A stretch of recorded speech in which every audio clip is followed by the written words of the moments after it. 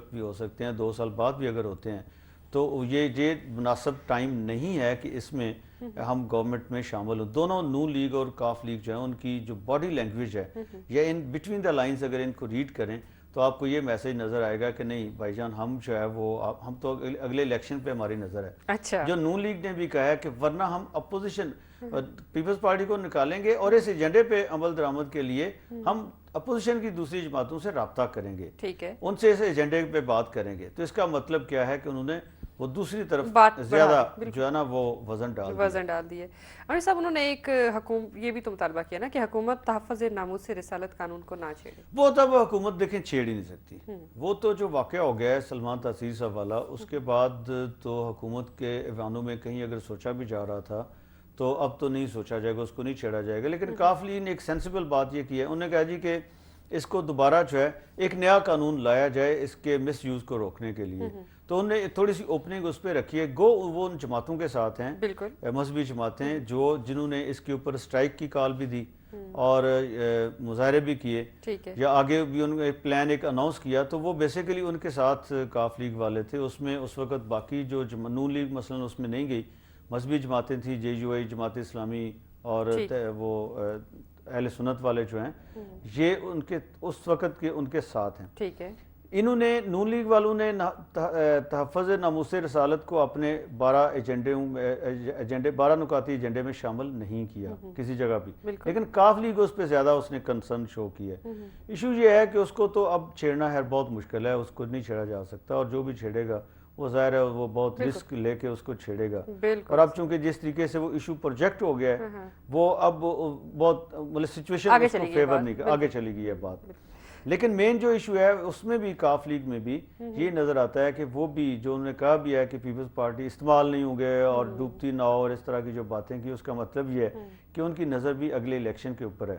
وہ اس حساب سے اپنے صفیں جو ہیں ان کو آپ کہہ لیں صف بندی کر رہے ہیں, اور اس حساب سے وہ بھی اپنے آپ کو عوام کے ساتھ ایسوسیٹ کرنا چاہتے ہیں. تو اس لیے ان دونوں سے تو میں یہ سمجھتا ہوں کہ یہ جو لسٹ ہے چونکہ اس میں نظر نہیں آتا کہ ادھر سے جو ہے نا پرائم منسٹر صاحب کو کوئی اچھا جو ہے وہ یعنی وہ جوائن نہیں کریں گے ٹری بینچز کو. ویسے ہو سکتا ہے کہ ان کو ریلیف دے دیں. کچھ بات ہو جائے MQM کی, جس نے روٹھی محبوبہ کی طرح پہلے اپنے ناز اٹھائے, پھر اس کے بعد دیکھیں MQM جو ہے انہوں نے جو باتیں کی MQM کی, ایک تو وہی پیٹرولیم کی جو مصنوعات ہیں اس کے اوپر انہوں نے بھی مطالبہ کیا, تو وہ تو گورنمنٹ نے واپس لے لیا گزشتہ روز پرائم منسٹر نے. اب ان کا جو سب سے بڑا جس کو ایکسکیوز بنا کے جو ایک امیجیٹ کاز ہوتی ہے نا اس کو بنا کے انہوں نے گورنمنٹ سے علیحدگی کا اعلان کیا, تو وہ تو گورنمنٹ نے جب واپس لے لیا تو جو امیجیٹ کاز تھی ان کی جس کی وجہ سے انہوں نے ٹریجری بینچز کو چھوڑا, وہ تو انہوں نے گورنمنٹ نے جب واپس لے لیا ہے تو ایک آپ کہہ لیں ونڈو اوپن ہو گئی ہے گورنمنٹ اور MQM. اس لیے پرائم منسٹر کا جو دورہ ہے دیکھیں یہ کوئی چھوٹی بات نہیں ہے. پریزیڈنٹ جو پچھلے ایک ہفتے سے تقریباً وہ کراچی میں ہے, اور اب پرائم منسٹر بھی اگر وہاں پہ جا رہے ہیں گئے ہیں, تو پرائم منسٹر کا جانا اس سے ہائی لیول کوئی بات ٹاک نہیں ہو سکتے. دیٹ مینز کہ اس سے پہلے جو بیک چینل ڈپلومیسی تھی اس کے ذریعے کچھ چیزیں طے ہو گئی تھیں جو آپ کو نظر بھی آ رہی ہیں, اب ساری چیزیں تو نظر آ گئی ہیں. اب وہ یہ طے MQM کے میجر جو کنسرنز تھے وہ کیا تھے, یہ تو ایک نیشنل لیول کی بات ہوگی نا, باقی عوام کے ساتھ وہی ایسوسیٹ کرنے والی بات ہے. RGST اس کے اوپر ان کا سٹینڈ جو ہے وہ بڑے ہارڈ ان کا سٹینڈ ہے, وہ کسی صورت اس پہ کمپرومائز کرنے کے لیے تیار نہیں ہے اس سچویشن میں. اس جو ایگزسٹنگ RGST جس طریقے سے پروپوز ہوا ہے اس کے اوپر کمپرومائز کرنے کے لیے تیار نہیں ہے. دوسرا ان کا بہت بڑا ایشو جو ہے وہ یہ ہے کمشنری نظام جو سندھ میں انٹروڈیوس ہونے جا رہا تھا, جس کے اوپر اب پرائم منسٹر صاحب نے ان کو جو ہم سن رہے ہیں وہ یقین دہانی کروا دی ہے کہ وہ اس کو اب انٹروڈیوس نہیں کروائیں گے. اور جو MQM جیسے کہہ رہی ہے کہ اب لوکل باڈیز الیکشنز وہاں پہ وہ میرا خیال ہو سکتا ہے دوسرے صوبوں سے پہلے ہو جائیں, چونکہ MQM یہ چاہ رہی ہے کہ جو لوکل باڈی سسٹم, اور یہ بڑی جینون ڈیمانڈ ہے کہ دیکھیں تمام صوبوں میں جو لویسٹ آپ کی جو گورنمنٹ ہے وہ 3 ٹیئرز ہیں اس کے, ایک فیڈرل ہے, سینٹرل, ایک پروونشل ہے, اور دین لوکل ہے جو ڈسٹرکٹ لیول پہ ہوتا ہے. اور پوری دنیا میں یہ 3 ٹیئرز ہوتے ہیں. آپ کا جو لویسٹ ٹیئر ہے اس کو ہمیشہ ہم نے کھلونا بنا کے رکھا ہے اور اس کو یوز کرتے رہے ہیں سیاستدان بھی اور فوجی ڈکٹیٹرز بھی اپنی سیاسی سپورٹ حاصل کرنے کے لیے. تو یہ اب پوری دنیا میں دیکھیں جو پولیس کا نظام ہے، لوکل جو آپ کی ساری گورننس اور بے شمار ایشوز وہ سارے انہوں نے دے دی ہوئے ہیں لوکل گورنمنٹس کو. تو یہ یہاں پہ کیا ہے کہ ہم چیزوں کو سینٹرلائز کرتے ہیں، ڈی سینٹرلائز کرنے کی بجائے، ڈیوالو کرنے کی بجائے. تو اس کا جو پاورز ہیں وہ جیسے 18ویں ترمیم کے بعد آئی ہیں مرکز سے صوبوں کو، وہ صوبوں سے ڈسٹرکٹس کو بھی جانی چاہیے، جیسا کہ ڈیولوشن پلان میں ہوا تھا. اس میں آپ امینڈمنٹس کر لیں، اس کو بہتر کر لیں، جو اس میں خامیاں کوتاہیاں رہ گئی تھی ان کو ٹھیک کر لیں، لیکن یہ نہیں ہو سکتا کہ اس کو بالکل ختم کر دیں. ہمیں لوکل گورنمنٹ سسٹم کی طرف واپس جانا پڑے گا اور اس کو ہمیں ایفیکٹو سسٹم بنانا پڑے گا تاکہ لوگوں کے مسئلے جینوئنلی وہ ان کے ڈور سٹیپ پہ حاصل ہو سکیں. یہ ہمیشہ سے ایک نعرہ ہم سنتے آئے ہیں کہ جی عوام کو ان کی دہلیز پر انصاف دیا جائے گا، لیکن کبھی بھی ایسا ہو نہیں سکا. دیکھیں ہو نہیں سکا نا آج تک. اس کی وجہ ہمارے جو لالچ ہیں اوپر جو بیٹھے ہوتے ہیں ان کے لالچ جو ہوتے ہیں، اندر کے سیاسی لالچ بیسیکلی ہوتا ہے کہ جی لوکل گورنمنٹ سسٹم کو اپنے سیاسی فائدے کے لیے یوز کیا جائے. اس کا independent, neutral, impartial, transparent, fair and free elections ہونے چاہیے اور موقع دینا چاہیے لوگوں کو کہ اپنے نمائندے ایسے منتخب کریں لوکل لیول پہ جو ان کے مسائل. اور یہ بڑا کامیاب نظام ہے پوری دنیا میں. تو اس کی جو ڈیمانڈ ایم کیو ایم کرے یا کوئی اور کرے، دیکھیں یہ بڑی جینوئن بات ہے. ابھی دیکھیں کہ آپ کا جو پہلے والا سسٹم تو ختم ہو چکا ہے. اب تمام صوبوں میں انہوں نے پرانا جو سسٹم تھا کمشنری نظام کا اس کو بحال کر رہے ہیں، اور پنجاب میں تو بحال بھی ہو چکا ہے، باقی صوبوں میں. سندھ میں مسئلہ تھا. اب سندھ میں اگر اس کو لیجسلیشن اس کے اوپر کرتے ہیں اور لے کے آتے ہیں تو ایم کیو ایم کا جو کنسرن ہے وہ یہ ہے کہ ان کو پتہ ہے کہ پھر جو اگر لوکل باڈیز الیکشن ہوتے ہیں تو کراچی، حیدرآباد وہ تو ایم کیو ایم رول کرے گی.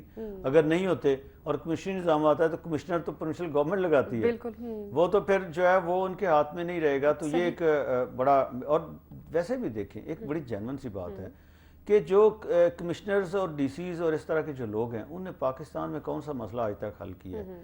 تو اگر انہوں نے بھی میس کریٹ کرنا ہے تو عوام کے نمائندے میس کریٹ کریں گے، کچھ لرن بھی کریں گے، آگے جا کے آپ توقع رکھ سکتے ہیں کہ سسٹم بہتر ہوگا. تو ان کی یہ مطالبہ بھی مانا گیا. ٹھیک ہے، دیکھیں ان کا جو ایک اور مطالبہ بھی تو ہے نا کہ حکومت گڈ گورننس کے اصولوں پر عمل کرے. نہیں، ان کا ایک اور جو جینوئن، جو سالڈ بات، وہ ساری باتیں ہیں جو عوام کی کنزمپشن کے لیے ہوتی ہیں. گڈ گورننس بھی ایک ریلیٹیو ٹرم ہے کہ چاہیے کہاں پہ اس کی لیمٹ کیا ہے، کیسے ہوگی. تیسری ان کی جو بات تھی وہ فنڈز کا مسئلہ ہے، بہت بڑا مسئلہ ہے کہ ایم کیو ایم یہ کہتی ہے کہ ان کے جو منسٹرز ہیں وہ 16 گریڈ کے سیکشن آفیسر کے برابر ان کے اختیارات ہیں. وہ کچھ بھی نہیں کر سکتے، ان کے پاس پاورز نہیں ہیں، اختیارات نہیں ہیں، فنڈز نہیں ہیں ان کے پاس. اور پھر ان کے جو یہ جو ہے وہ کہتے ہیں کہ ہمیں بالکل کارنر کر کے رکھ دیا گیا ہے پروونشل گورنمنٹ میں بھی. مین ایشوز پروونشل گورنمنٹ کے ہیں، یہ ان کے جو میجر ایشوز آپ دیکھیں نا، غور کریں، وہ پروونشل گورنمنٹ کے ہیں. لیکن یہ ہے کہ سارا جو برڈن آ گیا وہ فیڈرل گورنمنٹ پہ آ گیا. انہوں نے فیڈرل گورنمنٹ سے علیحدگی کا اعلان کیا، صوبے سے نہیں کیا تھا. تو اب جو ہے ان کی واپسی میں یہ جو 3 چیزیں ہیں حائل رکاوٹیں وہ ختم ہو گئی ہیں. ٹھیک ہے، اور جو ہم سن رہے ہیں اس کے بعد یہ ہوگا کہ اب میں سمجھتا ہوں کہ پرائم منسٹر کو یہاں سے ایک اچھی وہ توقع اور اچھی امید. تو جو گورنمنٹ ہے، چونکہ ہو یہ رہا ہے کہ جو نیوٹرل لوگ بیٹھے ہوئے ہیں، سائڈ پہ بیٹھے ہوئے ہیں، اور میں کہہ دوں گا کہ جو اسٹیبلشمنٹ ہے، دیکھیں اسٹیبلشمنٹ جو ہے وہ بھی اس پہ بڑی، اس جو کچھ ہو رہا ہے کوئی بہت زیادہ خوش نہیں ہے. لوگ کہتے ہیں جی اسٹیبلشمنٹ یہ چاہ رہی ہے، وہ چاہ رہی ہے، فلاں کو ریموو کرنا چاہ رہی ہے، فلاں کو یہ کرنا چاہ رہے ہیں. لیکن جو اس وقت پاکستان کی ایگزسٹنگ پولیٹیکل سچویشن ہے اس میں اسٹیبلشمنٹ بڑی جب پولیٹیکل انسٹیبلٹی ہوگی تو اس کے نتیجے میں کیا ہوگا؟ آپ کی ساری چیزیں افیکٹ ہوں گی. تو انہوں نے پیپلز پارٹی کو دبایا اور ایم کیو ایم کو سمجھایا ہے کہ دونوں بندے بنو اور مل جل کے چلو. تو یہ بیسیکلی جو کچھ اس ہائی لیول کی جو ساری ہوئی ہے آپس میں انٹریکشنز ہوئی ہیں، یہ اسی کا یعنی کہ وزیر اعظم صاحب نے جو دروازہ ایم کیو ایم کا کھٹکھٹایا ہے اس سے، ہاں اس کے پیچھے بیک چینل ڈپلومیسی مینس جو میں پہلے کہہ رہا تھا، اس کے پیچھے اسٹیبلشمنٹ ہے اور کچھ اور لوگ ہیں جنہوں نے ان کو سمجھایا، جو پاکستان کے بھی خیر خواہ ہیں اور اس سسٹم کو بھی چلتا ہوا دیکھنا چاہتے ہیں. انہوں نے سمجھایا کہ ان کو وہی جو الفاظ میں کہہ رہا ہوں کہ ان کو سمجھایا پیپلز پارٹی کو، نہیں پیپلز پارٹی کو دبایا اور ایم کیو ایم کو سمجھایا. اچھا، بہت شکریہ عبدی صاحب. ناظرین، ہمارے آج کے پروگرام کا وقت یہاں پر ختم ہو رہا ہے. صدف ملک اور امجد وڑائچ کو اجازت دیجیے. اپنا بہت خیال رکھیے گا. اللہ نگہبان. اللہ حافظ.